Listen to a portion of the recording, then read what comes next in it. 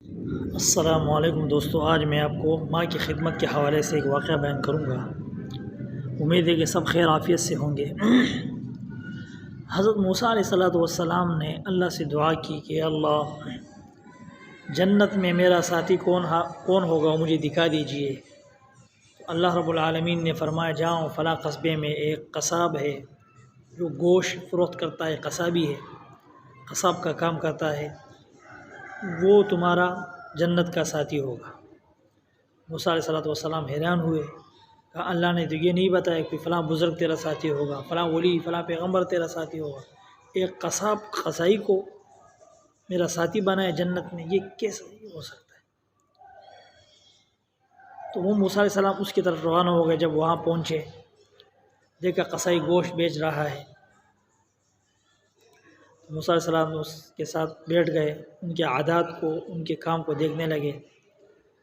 جب وہ دکان بند کرنے لگا تو جو نرم گوشت تھا، اچھا گوشت تھا، وہ اٹھایا، تیری شاپر میں ڈالا اور گھر کی طرف روانہ ہو گئے۔ جب گھر پہنچے، اس کی ضعیف والدہ تھی، ضعیف، وہ بیٹھی ہوئی تھی۔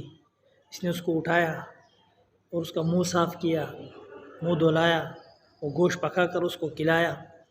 پھر اس نے اس کو لٹایا، چادر وغیرہ اس کے اوپر ڈالا۔ موسیٰ علیہ السلام قریب کمرے میں تھے، یہ اس کے پاس آئے، اس کی والدہ نے دعا کی کہ اللہ میرے اس بیٹے کو جنت میں موسیٰ کا ساتھی بنا دے، جنت میں میرے بیٹے کو موسیٰ کا ساتھی بنا دے۔ تو یہ اس ماں کی دعا تھی جو اللہ نے قبول کر لی تھی دنیا میں، اور موسیٰ علیہ السلام کو بتا دیا کہ تمہارا جنت میں جو ساتھی ہے وہ فلاں یہی قصابی ہے۔ اور قصابی کا کام کیا تھا؟ ماں کی خدمت، والدہ کی خدمت۔ تو ہمیں بھی چاہیے اپنی ماؤں کی خدمت کرے، جہاں تک ہو سکے ان کی خدمت کرے، کیونکہ ماں جس بچے کو دعا دیتی ہے وہ دعا کبھی رد نہیں ہوتی، وہ اللہ رب العالمین اس بچے کے حق میں قبول فرما دیتے ہیں۔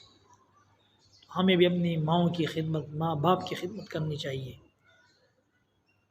ایک معمولی قصائی کو ماں کی خدمت کی وجہ سے اللہ رب العالمین نے جلیل القدر پیغمبر، لاڈلے پیغمبر موسیٰ علیہ السلام کے ساتھ جنت میں یکجا فرمایا اور اس کا ساتھی بنایا۔